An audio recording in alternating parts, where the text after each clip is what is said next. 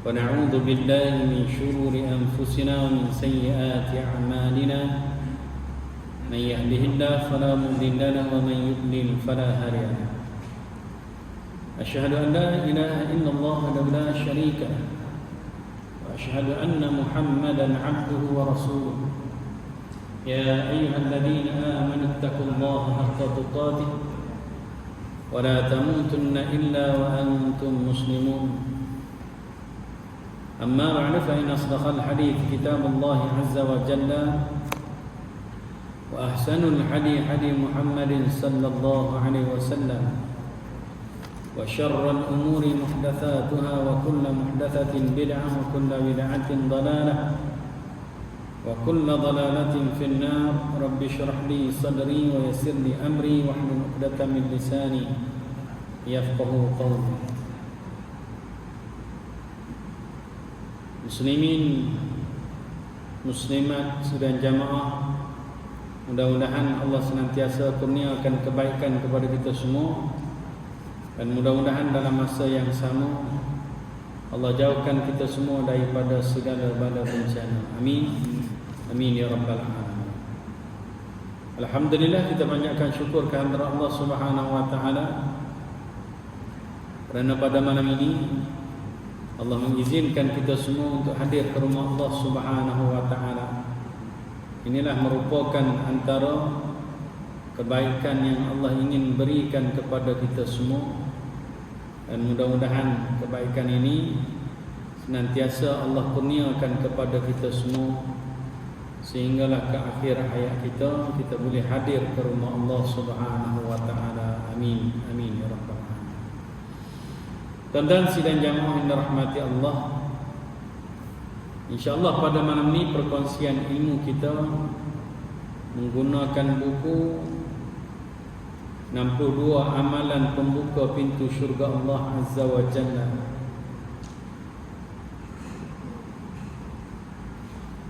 Dan insyaAllah pada malam ini sambungan pada pertemuan dahulu, iaitu tajuk yang ke-10,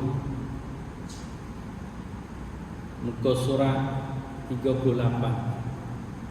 Okey, bagi tuan-tuan yang ingin mendapatkan buku 62 Amalan Pembuka Pintu Syurga, ada di sini beberapa naskah lagi, tuan-tuan ya. Kalau siapa yang nak memilikilah, harga dia RM16. Okey tuan-tuan ya. Kalau tak nak pun tak apa. Jadi tuan-tuan, ni harga lama lah. Kalau tuan-tuan tak nak, saya nak ambil kan. Sebab harga baru RM18. Satu. Ada lain? Tak ada. Okay, tuan-tuan saya nak ambil lah sebab yang ni harga lama. Boleh jual harga baru. Oh, betul. Okey tuan-tuan, sidang jamaah rahmati Allah. Buku ni asal nama buku dia ialah tuan-tuan ni Mujibatil Jannati fi Daw'is Sunnah. Perkara yang memastikan kita masuk syurga melalui panduan sunnah Nabi sallallahu alaihi wasallam. Jadi dalam buku ni dia kemukakan pada kita hadis-hadis Nabi, ayat-ayat Al-Quran dan juga hadis Nabi sallallahu alaihi wasallam yang bila kita amalkan, mudah-mudahan Allah kurniakan rahmat kepada kita semua, dan mudah-mudahan dengan rahmat Allah, Allah masukkan kita semua ke dalam syurga Allah Azza wa Jalla. Malam ni insya-Allah tuan-tuan, tajuk yang ke-10 penyebab masuk syurga ini ialah menuntut ilmu kerana mengharapkan keredaan Allah Subhanahu wa taala. Jadi tuan-tuan ni kita doa pada Allah, mudah-mudahan Allah senantiasa permudahkan kita hadir ataupun mencari ilmu setiap masa, kerana dengan ilmu tuan-tuan boleh menyebabkan kita akan betul amal ibadat kita. Bila betul amal ibadat kita, mudah-mudahan Allah akan kurniakan kepada kita syurga Allah Azza wa Jalla. Macam tuan-tuan kita tengok ada setengah orang rajin solat, tapi kadang-kadang ibadat solatnya kadang-kadang tak berapa sempurna tuan-tuan. Umpamanya ada orang solat, yang ni yang banyak berlaku dalam masyarakat kita tuan-tuan, yang jenis masbuk. Tak tahu masbuk? Masbuk mana dia jenis datang lambat. Bila dia datang lambat tuan-tuan ni, terutama sekali bila mana dia masuk solat, imam sudah takbir untuk rokok. Bagi masbuk ni tuan-tuan, dia kena terus rokok bersama dengan imam. Dia tak boleh nak tunggu baca apa-apa, hanya sekadar takbir Allahu Akbar. Tuan-tuan ni, kalau dalam mazhab Hambali dia kata bagus kita bertakbir sekali lagi untuk kita rokok.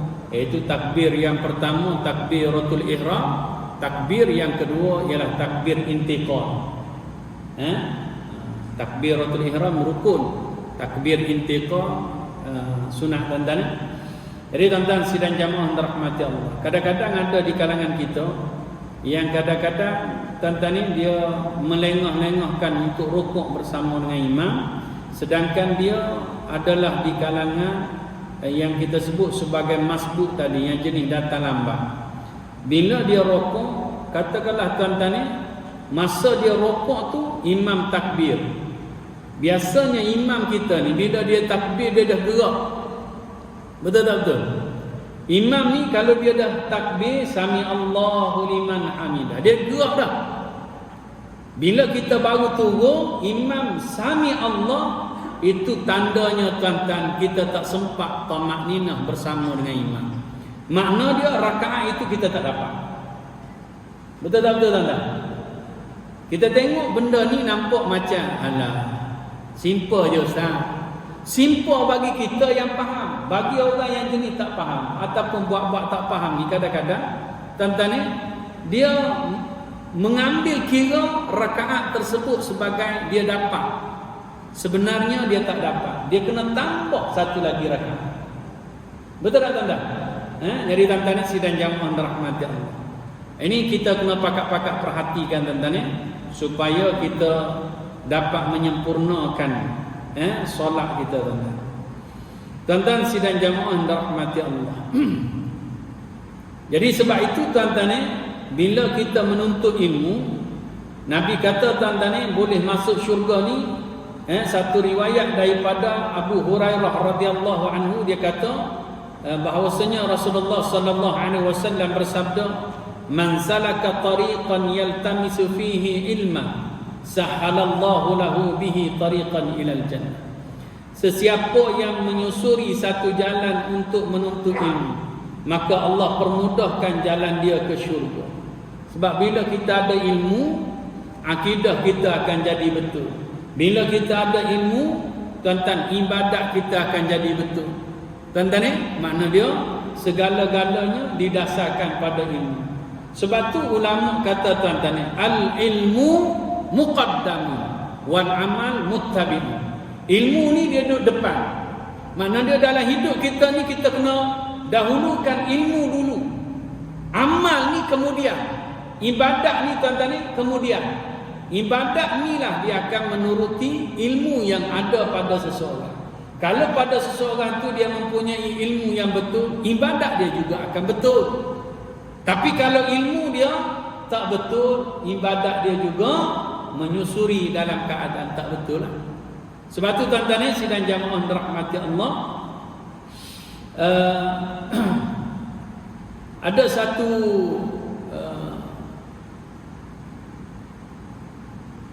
apa nama ni tuan-tuan? Ni tuan-tuan.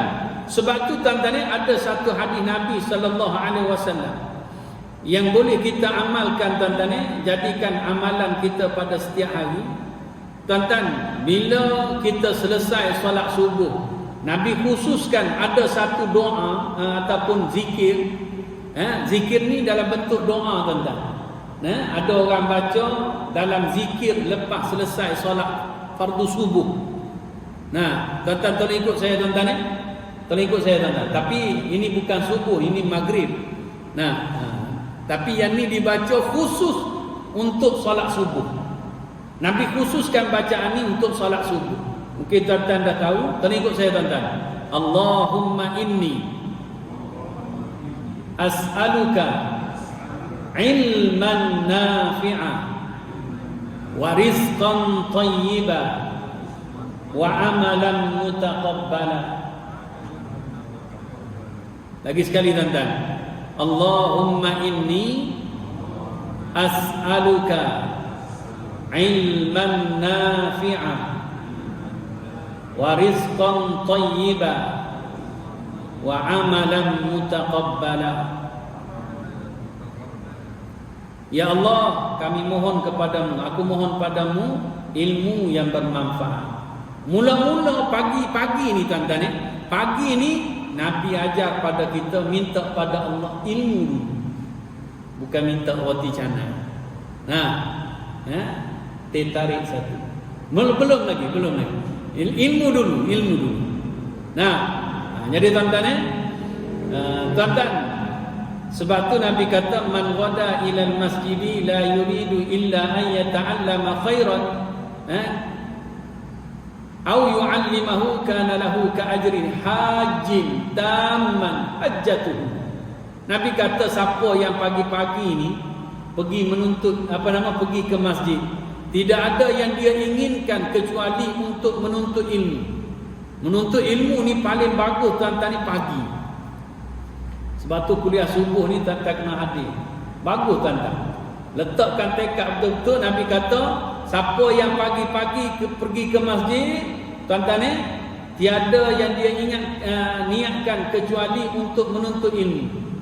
Tapi kalau kita mai solat subuh tu kena dua niat lah. Satu solat subuh, yang keduanya kalau ada kuliah subuh hari Minggu kan, tak ada lah. Jadi tuan-tuan ni niat juga untuk menuntut ilmu. Tuan-tuan, Nabi kata dia pergi masjid, dia niat untuk menuntut ilmu, tuan-tuan ni, ataupun mengajarkan ilmu. Jadi ustaz tu masuk jugalah. Penceramah. Tuan-tuan ni, Nabi kata kana lahu ka ajri hajjin. Dia akan dapat pahala seperti melaksanakan haji. Tamman hajjatu. Bukan haji biasa-biasa, tapi tuan-tuan ni haji yang sempurna pelaksanaan. Kalau haji sempurna ni kita panggil haji apa tuan-tuan? Haji mabrur. Laisa lahu jazaa'un illal jannah. Kalau haji mabrur ni nanti kita akan jumpa tuan-tuan ni tajuk haji mabrur, iaitu tidak ada balasan yang paling sesuai bagi haji mabrur kecuali syurga Allah Azza wa Jalla. Dia dapat pahala haji mabrur lah tuan-tuan. Ini tuan-tuan sidang jamaah rahmati Allah. Jadi tuan-tuan, ambillah peluang tuan-tuan, kita senantiasa menuntut ilmu, mencari ilmu, dan tuan-tuan banyaklah bertanya kepada alim ulama, tok-tok guru, ustaz-ustaz kita tuan-tuan, supaya kita dapat memahami seluk-beluk agama. Dalam hadis yang lain pun, kalau tadi zikir tadi, makna dia tuan-tuan, Nabi kata, ya Allah, kami mohon kepadamu ilmu yang bermanfaat. Yang kedua, warizqan thayyiban, rezeki yang baik. Rezeki duduk nombor dua tuan-tuan. Nombor satu apa? Ilmu dulu pagi. Pagi ni ilmu dulu tuan-tuan. Yang kedua baru rezeki. Wa amalan mutaqabbala. Yang ketiga, Nabi suruh kita minta pada Allah ialah mudah-mudahan segala amal ibadat yang kita lakukan itu semuanya Allah terima. Jangan kita penat lelah tuan-tuan ni. Kalau solat ni rokok sujud kita mudah-mudahan diterima oleh Allah. Sebab tu apa pun tuan-tuan ni, syarat ibadat kita diterima oleh Allah Subhanahu wa taala, pertama iman yang sempurna. Yang kedua tuan-tuan ni, ittiba'. Pertama iman. Kalau siapa yang beramal ibadat, iman dia rosak, reject. Allah reject tuan-tuan. Jadi tuan-tuan ni, tapi kalau iman sempurna, tuan-tuan ni, ibadat pula tak betul juga, reject juga tuan-tuan. Sebab tu dua ni perlu kita ambil. Mana dia? Iman kita jaga. Yang kedua, kita ikutlah contoh yang ditunjukkan oleh junjungan Nabi Muhammad sallallahu alaihi wasallam. Okey tuan-tuan, tadi saya nak sebut ada satu hadis Nabi sallallahu alaihi wasallam, kelebihan orang yang menuntut ilmu ni tuan-tuan ni. Antara lainnya Nabi kata man yuridillahu bihi khairan yufaqihu fid-din. Sesiapa yang Allah nak pada seseorang itu kebaikan, macam mana Allah buat dia? Nabi kata yufaqih fid-din. Allah beri dia faham urusan agama. Jadi tuan-tuan ni, kalau kita sedikit sebanyak datang kuliah, dapat faham sikit-sikit, mana dia itu tanda Allah nak bagi kebaikan pada kita.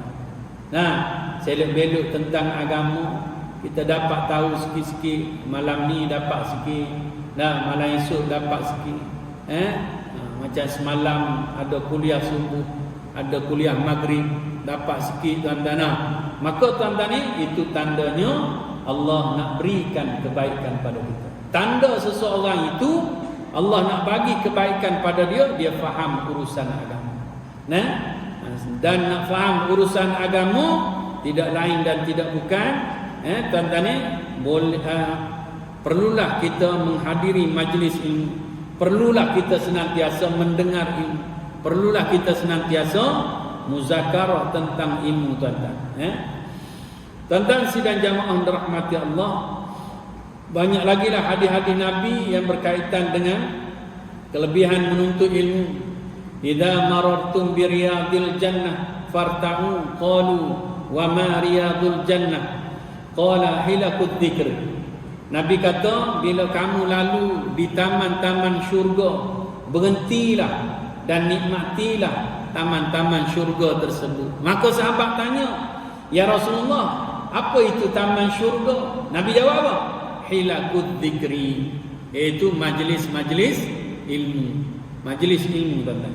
Jadi tuan-tuan sidang jamaah dirahmati Allah, ada hadis Nabi lagi, Nabi sebut kelebihan kita menuntut ilmu. Nabi kata, faqihun wahidun asyaddu 'ala syaitan min alfi 'abid. Seorang yang berilmu, kata Nabi, lebih ditakuti oleh syaitan daripada 1000 orang yang suka buat amal ibadah tapi dalam keadaan jahil. Nah, rajin buat amal ibadat tapi jahil. Tuan-tuan ni, iblis, syaitan tak heran tuan-tuan pada orang yang rajin buat amal ibadat, ilmu tak ada. Sebab apa?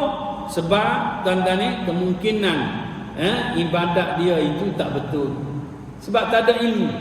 Tuan-tuan ni, sebab tu iblis tak heran tuan-tuan. Tapi kalau orang yang berilmu, faqih ni makna dia tuan-tuan ni, faqih ni makna dia ada ilmu dan dia beramal dengan ilmu tersebut.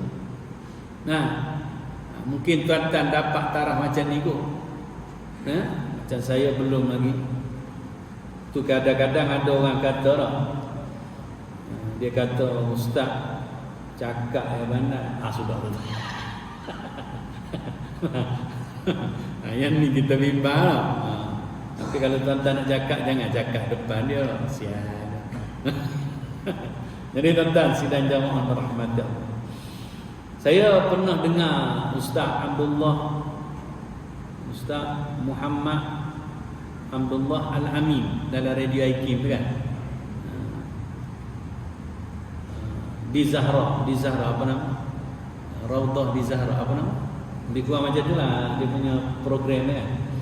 Saya dengan rumah saya panggil Ustaz suka gelak, dia ceria semua tuan-tuan. Kalau dalam radio IKIM pun dia gelak juga tuan-tuan. Jadi cerita dia best lah.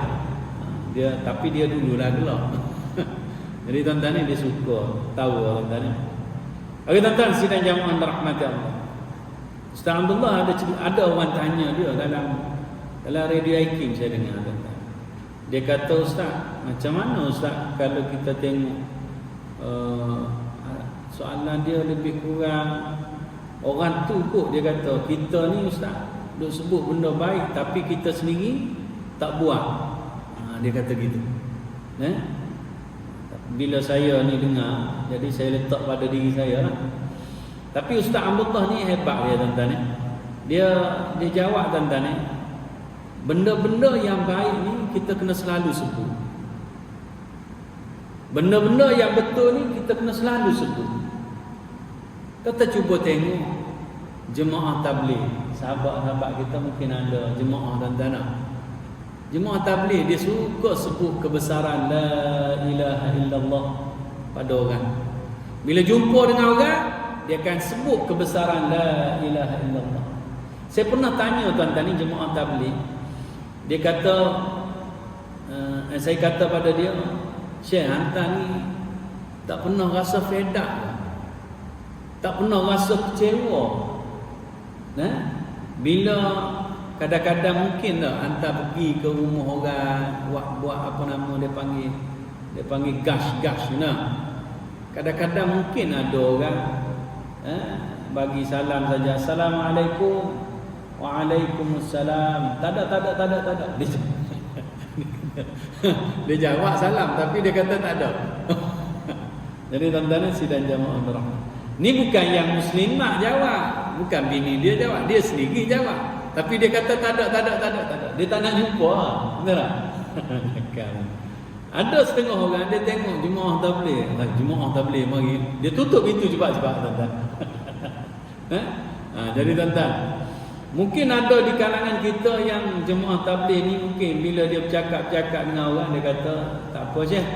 Kalau nak berdakwah hantar pergi masjid dia ada hal dia kata nak.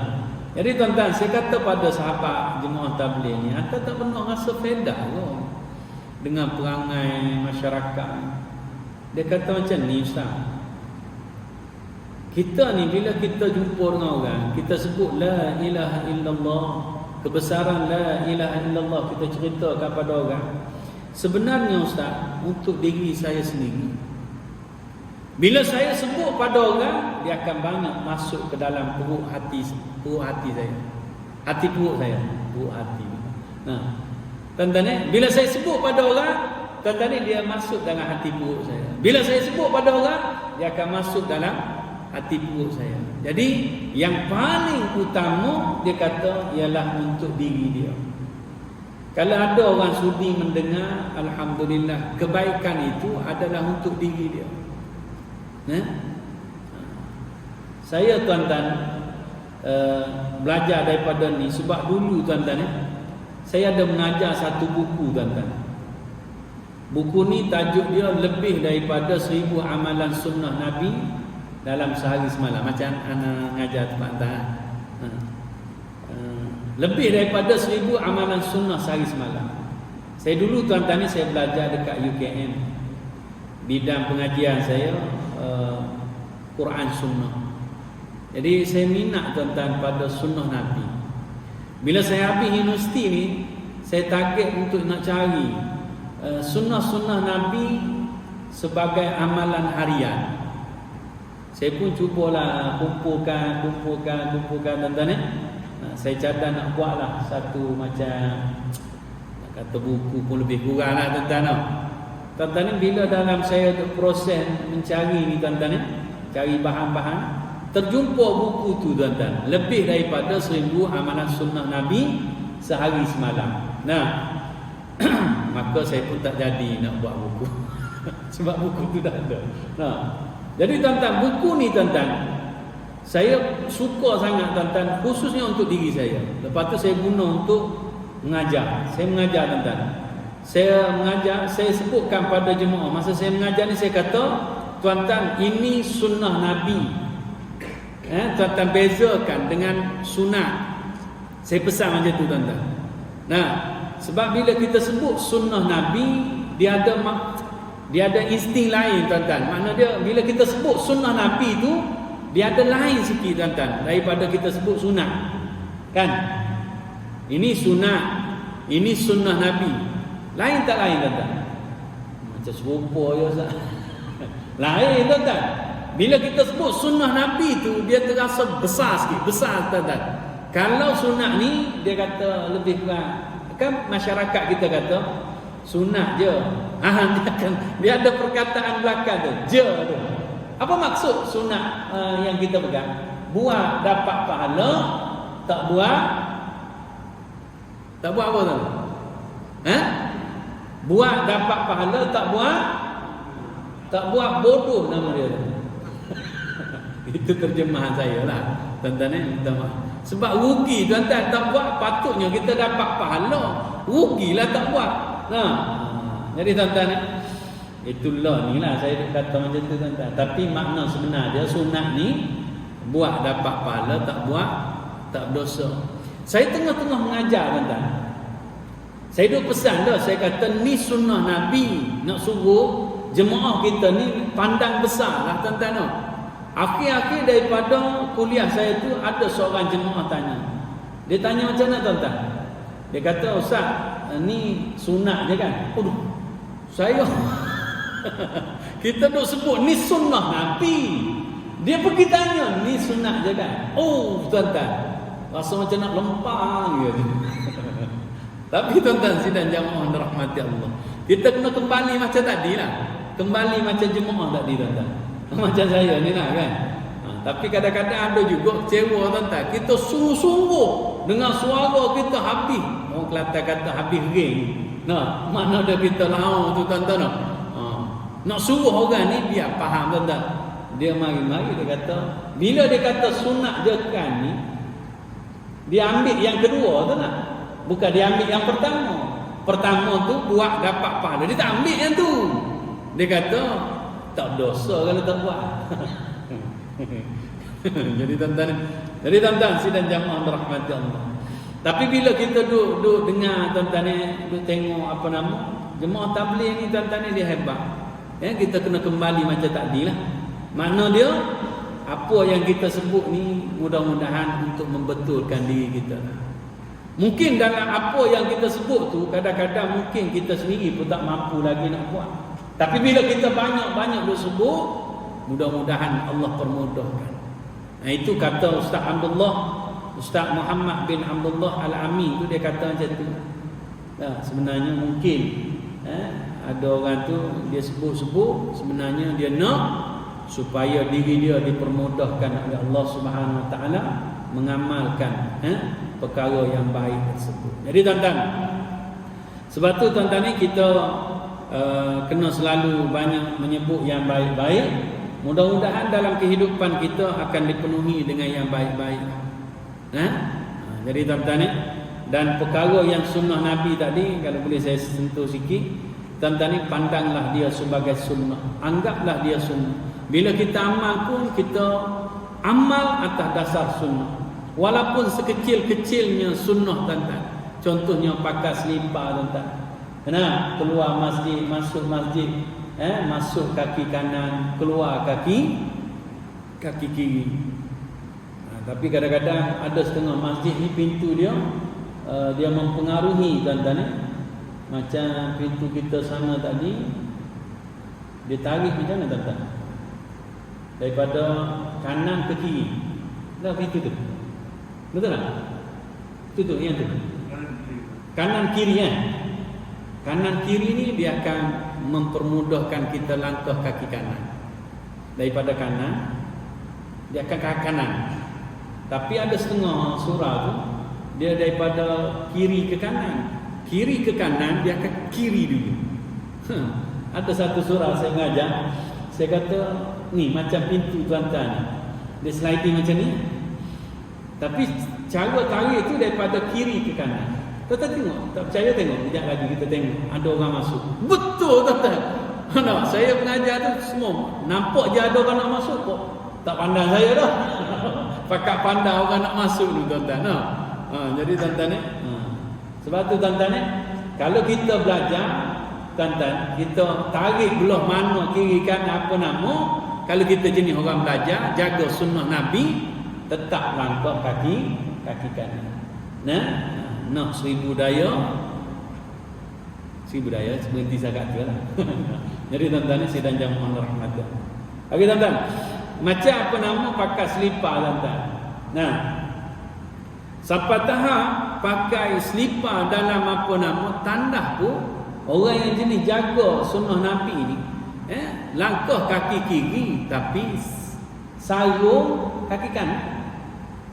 Tuan-tuan, orang yang jaga sunnah Nabi masuk tandas tu, dalam tandas katakanlah ada selipar kan, yang patut ada lah kan, dia masuk kaki kiri kan, sunnah dia masuk kaki, dia tak sarung terus, dia pijak dulu atas selipar, langkah kaki kanan baru sarung. Dia utamakan pakai selipar kanan dulu walaupun dalam tandas. Kalau luar tandas lagi lah. Ini orang yang jaga sunnah Nabi. Tuan-tuan, saya pengalaman saya mengajar buku tu di satu masjid. Masjid tu dia flat, apa nama dia, rata. Yang ni naik tangga kan. Yang masjid tu dia sliding, Tapi dia rata lah, dia sama. Tuan-tuan tahu kan, saya kata tuan-tuan tengok lepas ni. Yang masuk tadi tak apalah, kita pun tak berapa ingat dah langkah kaki kanan, kaki kiri, kita ingat. Tuan-tuan tengok lepas ni, kita keluar daripada surau ni, daripada masjid ni, tuan-tuan tengok kaki mana tuan-tuan langkah. Tuan-tuan dalam ramai-ramai tu tuan-tuan ya, ada orang yang betul-betul dia nak jaga tuan-tuan. Tuan-tuan tahu tak? Dia langkah kaki kanan dulu keluar daripada masjid. Dia lompat balik masuk dalam masjid tuan-tuan. Kita tengok tuan-tuan ya, Allahu Akbar. Mudah-mudahan Allah bagi kebaikan pada dia. Sungguh-sungguh dia tuan-tuan, lompat masuk balik. Dia nak amal sunnah Nabi sallallahu alaihi wasallam. Ada orang tuan-tuan, ada satu masa tu saya mengajar tajuk solat menghadap sutrah. Antara sunnah Nabi tuan-tuan ya, antara sunnah Nabi kita solat cari sutrah. Sutrah yang ada dalam hadis sahih tuan-tuan ni setinggi pelana kuda. Pelana kuda tuan-tuan tahu? Saya tak biasa naik kuda. Tapi tahulah pelana kuda tu kalau kita letak dia lebih kurang tinggi dia sejengkal. Betul tak? Lebih sikit kan. Jadi tuan-tuan dia makna dia sutrah tu mesti tinggi dia kena ada. Muakhiratul rahmi, setinggi pelana kuda. Lebih kurang sejengkal lah. Kalau botol air ni tak cukup ni hang ni. Dia kena botol yang 500 ml. Nah, baru boleh sejengkal. Nah, setinggi buku ni boleh kot. Boleh buku ni. Tuan-tuan ya? Tuan-tuan sidang jamaah rahmat Allah. Tu kadang-kadang ada pokok kita yang terutama sekali solat sunnah. Kan? Solat sunnah ni kita biasa diajar untuk beralih daripada tempat kita melaksanakan solat fardu. Betul tak? Betul kan? Sebab ada orang kata untuk nak banyakkan tempat solat jadi saksi bagi kita di hari akhirat. Kan?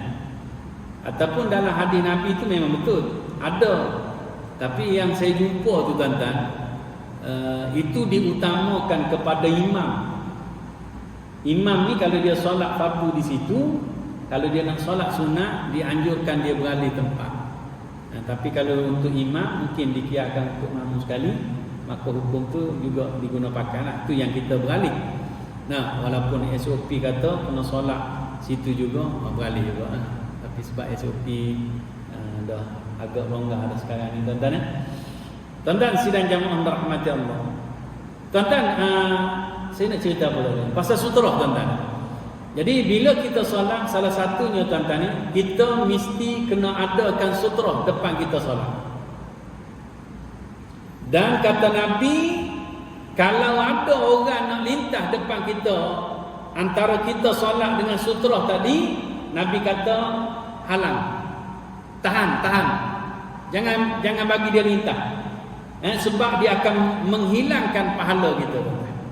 Pahala solat kita akan hilang. Nah, hilang habis ke, hilang separuh ke, hilang sikit, Allah alam. Tapi Nabi katakan mengurangkan pahala kita tuan-tuan. Jadi tuan-tuan ni kita kena halang. Saya tuan-tuan ni dapat ilmu ni waktu saya umrah di Masjid Nabawi tu. Saya solat sebelah orang Mesir. Tuan-tuan, dulu saya tak amal sangat tuan-tuan. Nah, dan saya waktu tu tuan-tuan ni jahilnya kita anggap kalau di Mekah Madinah halal boleh lintas depan orang salat. Itu ilmu salah tuan-tuan. Dekat mana-mana pun kita dilarang lintas depan orang salat. Kan Nabi kata tunggu selama 40, ulama hadis kata 40 tahun. Lebih baik lagi daripada kita lintas depan orang salat. Sebab dosa tuan-tuan lintas depan orang salat.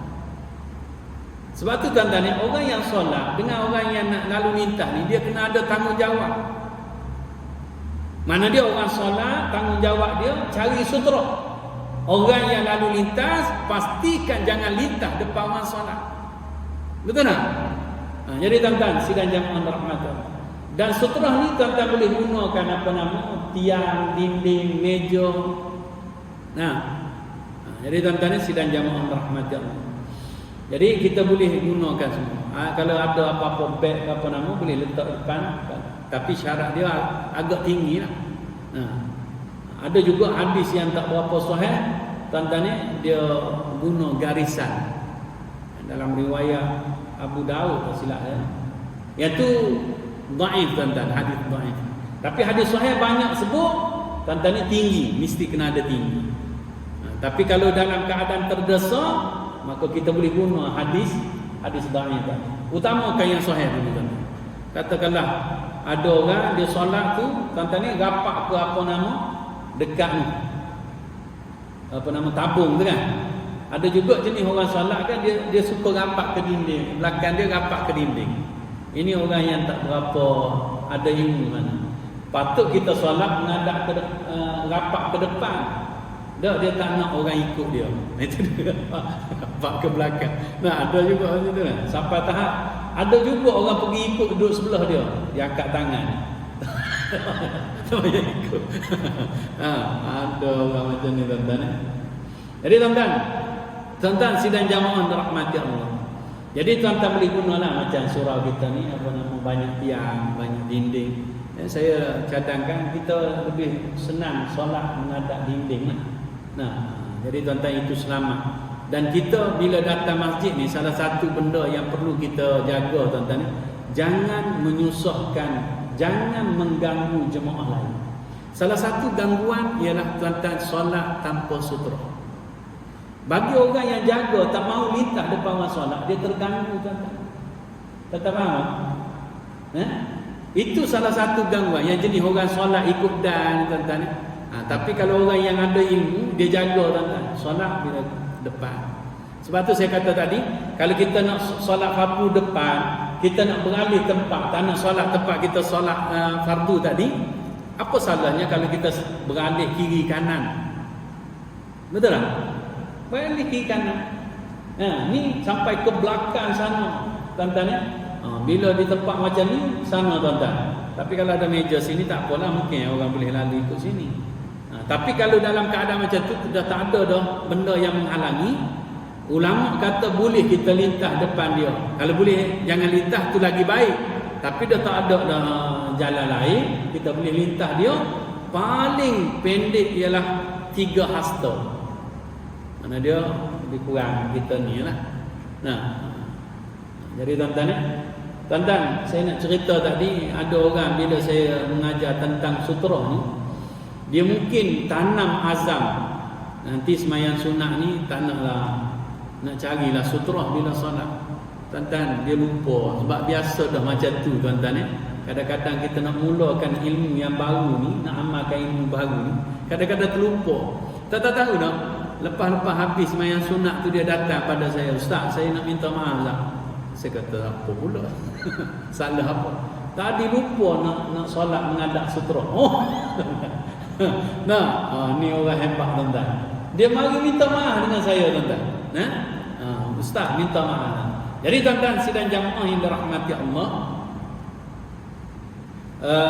tajuk pada malam ni ialah tuan-tuan kita menuntut ilmu boleh menyebabkan Allah masukkan kita ke dalam syurga. Jadi Allah permudahkan jalan kita ke syurga. Sebabnya tuan-tuan sekali lagi saya sebut, bila kita menuntut ilmu tuan-tuan insya-Allah akidah kita akan jadi betul, iman kita akan jadi sempurna, dan mudah-mudahan segala amal ibadat yang kita lakukan tuan-tuan bertepatan dengan kehendak Allah. Apa yang dikehendaki oleh Allah tidak lain dan tidak bukan, saya suka sebut tuan-tuan iaitu menepati petunjuk Nabi Muhammad sallallahu alaihi wasallam.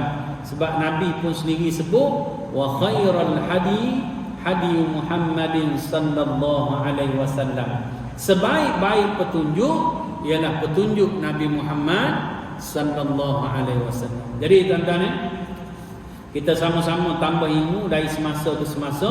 Kalau ada yang tak betul kita perbetulkan. Mudah-mudahan kita senantiasa. Tuan-tuan ada satu buku saya baca. Tuan-tuan tajuk dia Talbis Iblis tak silap, ataupun tipu daya iblis. Dia kata kita ni kalau kita dapat ilmu, kita usahakan untuk perbetulkan mana yang tak betul dalam hidup kita, Allah akan tambah lagi.